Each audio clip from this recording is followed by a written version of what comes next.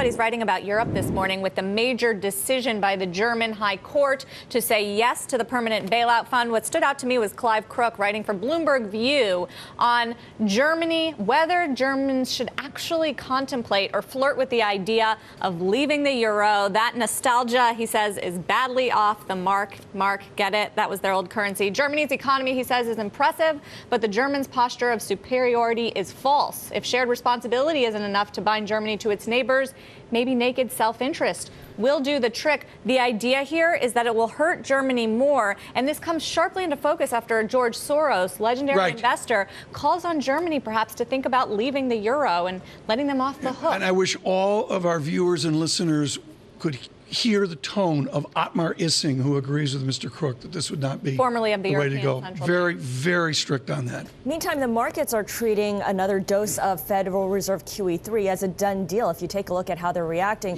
almost two-thirds of economists surveyed by Bloomberg do expect the Federal Reserve to announce QE3 tomorrow. So an op-ed in the Wall Street Journal from former Senator Phil Gramm and Stanford professor John Taylor on the dangerous path more central bank easing will lead to. They say the benefits of a third round of QE will almost certainly be de minimis, but when economic growth does return, Fed actions will have to be reversed in an era of rising interest rates, and the marginal cost of a QE tomorrow will almost certainly be far greater than the marginal benefit today.